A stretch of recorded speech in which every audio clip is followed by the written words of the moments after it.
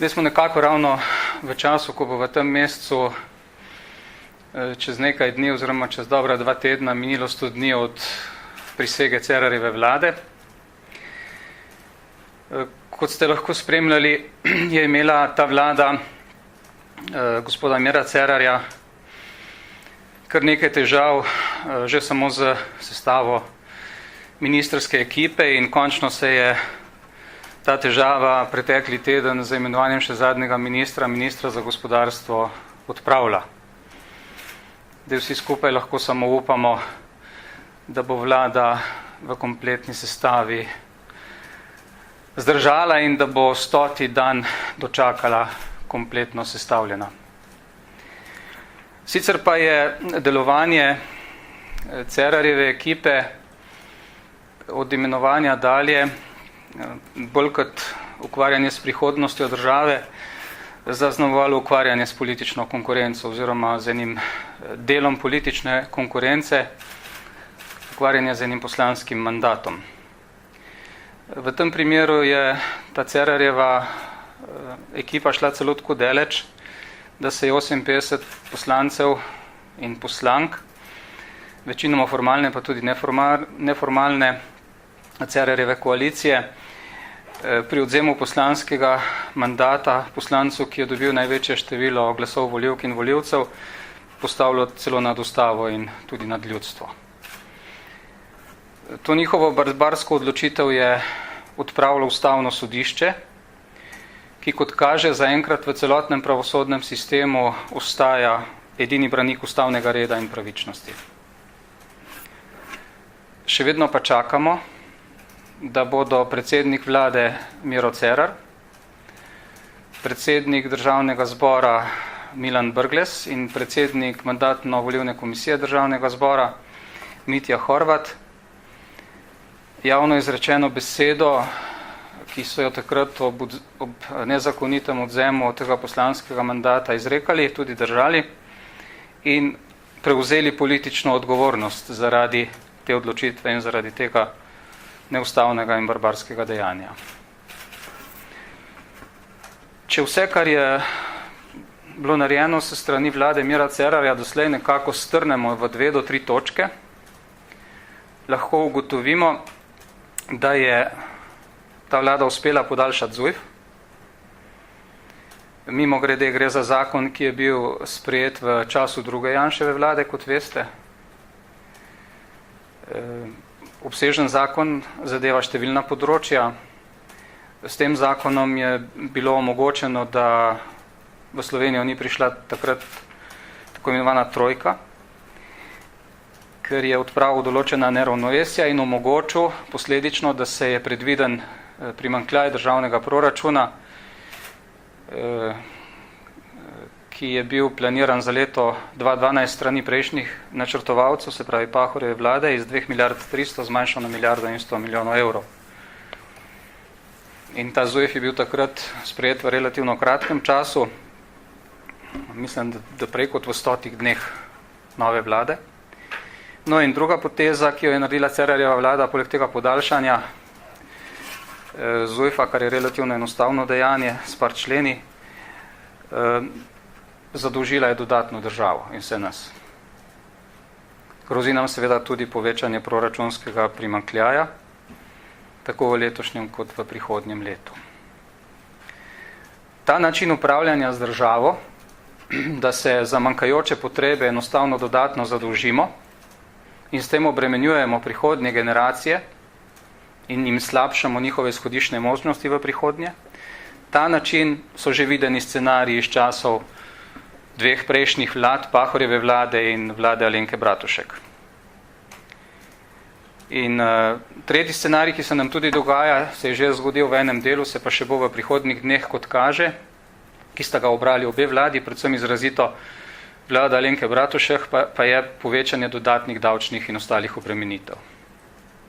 Cerarjeva vlada napoveduje tako povečanje obstoječih oziroma nekatere spremembe in povečanja so bila že sprejeta, kot tudi uvedbo novih davkov.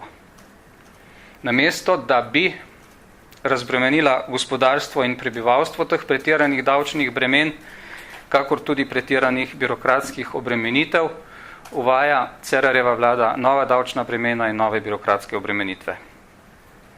Namesto, da bi se lotila strukturnih reform v javnem sektorju, v smislu kadrovske optimizacije in poenostavitve procesov, vzdržuje uravnilovko. S tem načinom pa bodo iz javnega sektorja zbežali najboljši, kvaliteta storitev bo pa padla. Vse te odločitve so ravno nasprotne tistemu, kar bi bilo potrebno za to, da se zagotovi normalno, optimalno delovanje javnega sektorja, dvigne kvaliteta storitev in na drugi strani razbremeni gospodarstvo, da bo lahko normalno poslovalo in delovalo. Torej, te odločitve so ravno nasprotne tistim, ki bi bilo potrebno v teh razmerah, v katerih smo danes sprejeti. In na drugi strani, namesto da bi vlada delala red pri tistih, ki so se izkazali kot slabi upravljavci premoženja, ki jim je bilo zaupano, najbolj v zadnjem obdobju vpijoč primer je primer upravljanja tako imenovane slabe banke, pa tudi ostalih, se je pač odločila, da jim bo administrativno znižala plače. Ampak če so upravljavci slabih, je potrebno zamenjati. Ne pa jih pustiti s tem, da se jim zniža plače. Vse te odločitve, ki so daleč od nekega normalnega upravljanja z državo in s posameznimi sistemi in podsistemi, so seveda rezultirale tudi v tem, da je javnomnenjska podpora Cerarjevi vladi zelo hitro padla, kar kaže na izgubo zaupanja. Zaupanje pa je ključno za izpeljavo potrebnih ukrepov in strukturnih reform. Očitno so ljudje, žal prepozno, spoznali, da jim o etiki in morali ne more pridigati nekdo, ki je za predavanje o tej etiki in morali dijakom zaračunal 180 evrov na uro. Brez zaupanja pa je nemogoče zastaviti kakršnekoli pomembnejše spremembe v družbi in v državi, ki pa so, kot sem dejal, nujno potrebne. Slovenija ima to srečo, da ima gospodarstvo, ki je usmerjeno na tuje trge, ki je usmerjeno v izvoz, in ta izvozna usmerjenost gospodarstva in upetost na mednarodne trge ima trenutno pozitivne učinke v gospodarski rasti, kar je dobro.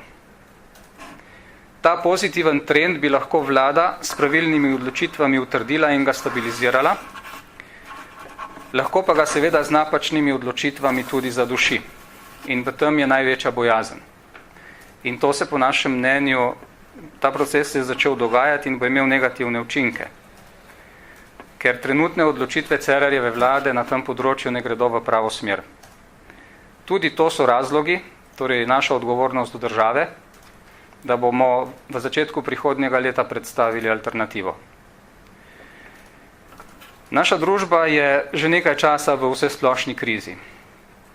Ne samo v materialni krizi, pač pa predvsem v krizi vrednot, v krizi zaupanja, nihče več nikomor ne verjame. Tudi zato, ker nekateri zanemarjajo pomen dogodkov, ki so se zgodili pred 25 leti. Če temu ne bi bilo tako, potem bi v teh dneh morala oblast, če bi bila resnično državotvorna in če bi želela graditi zaupanje ljudi v to državo in v državotvornost in medsebojno zaupanje, obeležiti 25. obletnico ustanovitve Demosa, pa je ni. Ravno tako ne drugih številnih dogodkov, ki so povezani z nastankom samostojne države. Še več, najpomembnejši osamosvojitelji, tisti, ki so v pravem trenutku sprejemali pravilne odločitve, zaradi česar je Slovenija danes samostojna država, so tako ali drugače preganjani, stigmatizirani, nekateri celo v zaporu. Tudi zaradi tega se nam dogaja demokratični deficit. Ljudje izgubljajo zaupanje v kogarkoli, svoje nestrinjanje pa izkazujejo z vedno manjšo udeležbo na volitvah ali pa z zatekanjem k medijsko ustvarjenim odrešiteljem v narekovaju, katerih vrednost in moč izgine tisti trenutek, ko se ugasnejo volilne luči medijske propagande. Slovenija je torej na točki, ko jo je potrebno postaviti na trdne temelje. Če bi se to zgodilo nekaj let prej, bi se danes gotovo ne soočali tudi ne s tako materialno krizo, kot se v tem trenutku. Trenutno se zdi, kot da ta naša hiša ni grajena na skali, ampak na pesku. In osnovni pogoj, da jo postavimo nazaj na trdne temelje, je povrnitev zaupanja. Zaupanje pa se lahko povrne samo takrat, ko je vzpostavljena pravičnost. Takrat, ko sposobni lahko delajo in napredujejo, resnično potrebni pomoči pa tako pomoč, ki jo potrebujejo, dobivajo. Zaupanje je možno vzpostaviti takrat, ko bodo v zaporih sedeli tudi najhujši bančni lopovi, ne pa nedolžni ljudje. Zaupanje bo vzpostavljeno takrat, ko se sodniki ne bodo skrivali pred javnostjo, pač pa bodo vedno pripravljeni javno zagovarjati svoje odločitve. V tem tednu, čez 2 dni, v sredo, 10. decembra, obeležujemo Svetovni dan človekovih pravic. Tudi letos ga bomo, žal, tako kot vsako leto, pričakali številnimi primeri sodb, ki niso pravične, niti poštene. Paradoksalno, vendar se zdi, kot da je pravosodje v naši družbi in v naši državi, ki bi moralo biti tista inštitucija, ki vzpostavlja ponovno porušena ravnovesja, generator teh neravnovesij. Ta Svetovni dan človekovih pravic bomo čez 2 dni pričakali tako, da bo na prostosti še vedno eden od pravnomočno obsojenih gradbenih tajkunov, ki ni dovolj zdrav za prestajanje zaporne kazni, dovolj pa je zdrav za počitnice in za lete z letalom. Prvič v naši zgodovini ga pa bomo obeležili tudi in pričakali tudi tako, ga bomo obeležili in pričakali tudi z edinim političnim zapornikom v osrčju Evropske unije. In glede slednjega pričakujemo, da bo Ustavno sodišče odločalo čim prej in da bo pri odločitvi sledilo tistemu, kar je pri odločanju v tem konkretnem primeru Ustavno sodišče že zapisalo. In sicer takrat, ko je pred Vrhovnim sodiščem obravnavalo ta konkreten primer, in takrat je Ustavno sodišče zapisalo, citiram: tako mora tudi Ustavno sodišče zaupati, da bo Vrhovno sodišče v primerih, ko je njegova pristojnost za odločanje o izrednem pravnem sredstvu določena z zakonom, odgovorno opravilo svoje ustavne obveznosti in med njimi na prvem mestu zagotovilo spoštovanje človekovih pravic in temeljnih svoboščin. Vrhovno sodišče mora tako pri svojem odločanju sanirati kršitve človekovih pravic, ki so jih zagrešila pri sojenju nižja sodišča. Če bi tudi samo sprejelo stališča, ki pomenijo kršitev človekovih pravic ali temeljnih svoboščin, je njihova presoja, torej presoja vrhovnih sodnikov, podvržena presoji ustavnosodne oblasti. Konec citata. Torej, iz javno objavljene sodbe Vrhovnega sodišča izhaja, da je le to namesto odprave kršitev človekovih pravic in temeljnih svoboščin, kar je bilo po mnenju Ustavnega sodišča storjeno na sodiščih nižje stopnje, do takih kršitev prišlo tudi samo, oziroma jih je zagrešilo tudi samo v sodbi Vrhovnega sodišča. Pričakujemo torej, da bo Ustavno sodišče to obravnavo opravilo čim prej in te eklatantne in vsem vidne kršitve tudi odpravilo. Ob zaključku mi dovolite še nekaj besed okrog pobud, ki prihajajo v zadnjem času in ki terjajo neke širšo sodelovanje, političen konsens, dogovor, o katerih je bilo nenazadnje tudi danes govora na sestanku 3 predsednikov. Ena od teh je vprašanje, ki je sicer tehnične narave, ampak je pomembno, oblikovanje, imenovanje vlade po volitvah. Jaz bi rad na tem mestu samo spomnil, da smo mi v Slovenski demokratski stranki te predloge, ki se tičejo sprememb v ustavi z vidika bolj operativnega delovanja tako zakonodajne kot izvršilne veje oblasti, oblikovali že nekajkrat in da smo jih nazadnje v ustavno proceduro predlagali v začetku septembra letos. Tudi na tem področju se je pokazalo v preteklosti, da bi ta država lahko bistveno bolje delovala, vkolikor bi bili ti naši predlogi in te naše pobude takrat sprejeti. Tako da upamo, da kar se teh vprašanj tiče, ne bo ostalo samo pri pogovorih. Žal je bilo do sedaj velikokrat tako, pač pa, da se bodo ti pogovori vodili na tak način, da bodo za njimi stali tudi tisti, ki te odločitve na koncu sprejemajo. Kajti za te spremembe, kot veste, je potrebna dvotretjinska večina. Da ne bo tako, kot na primeru fiskalnega pravila oziroma opisa tega zlatega fiskalnega pravila v ustavo, ki se je zgodilo maja 2013, kjer je bilo predvideno oziroma zapisano, da mora biti sprejet ustrezen ustavni zakon za izvedbo te določbe.